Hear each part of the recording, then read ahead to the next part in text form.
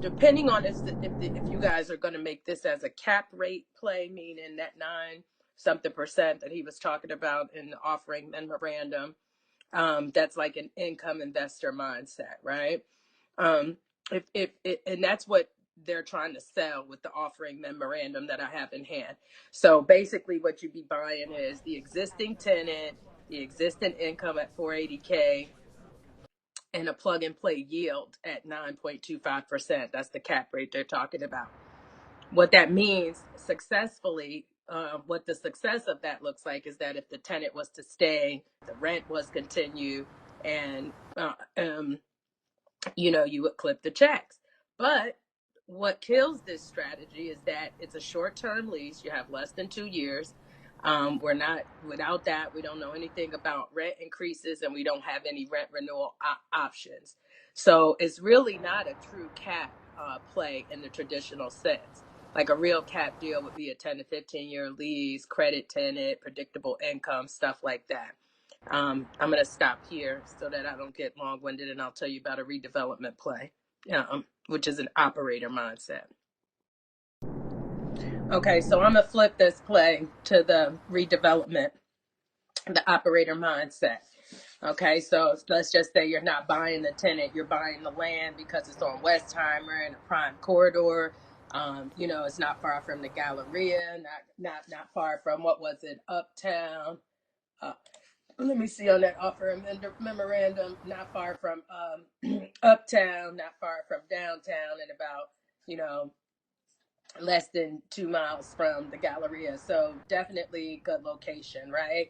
And so it has future potential. So, from the offering memorandum, it's got like 0.95 acres, right? So that's less than, is it less than an acre? Is it 0.95?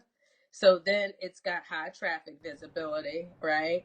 And so it does have some future land value. You know what I'm saying? So if success would look like this is like, say you reposition, like the tenant leaves, you reposition a new concept, you get the retail use is the same.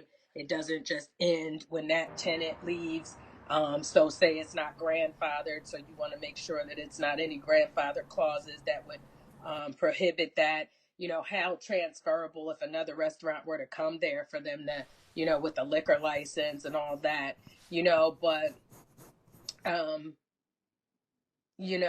that's something. But what the killers for this, like if the market was to soften, or you're carrying the cost during vacancy, like I said, the zoning, any parking constraint, and just any redevelopment costs associated with how the tenants kept up the building, because restaurants are hard on buildings. So like I said, the truth about this is it's an awkward middle, and it's too short term for a pure cap rate play, like they're trying to position it, and it's not clearly underwritten as a redevelopment play.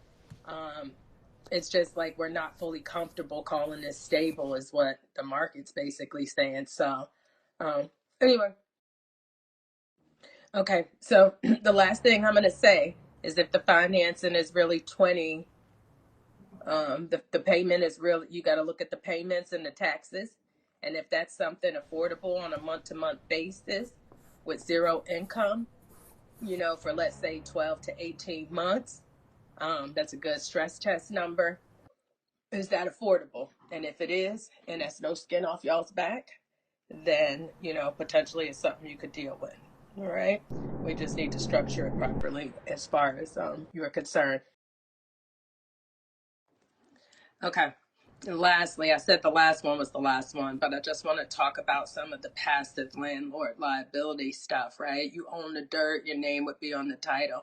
I already said that would depend on how we structure it, and it would never be your own name.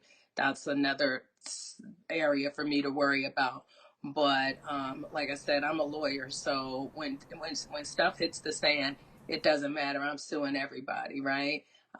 So you can be sued. It's never going to be any document that could stop you from being sued. The question is going to be, can you win or shift the liability? So Even in a triple net lease, the courts are going to look at control and responsibility and not just labels within that lease. So you've got exposure triggers like the parking lot defects or drainage issues or ADA violations. Listen, remember I said fire, injury, death scenario. Your bigger concern is going to be like premises liability, right? Wrongful death. And so those issues are always going to tie back to structure or systems. And so the owner is always going to be in play. So even if we have indemnity clauses are not immunity. It doesn't immune you from anything. And so I've just given you, some real legal gems and legal advice, right? And it's serious.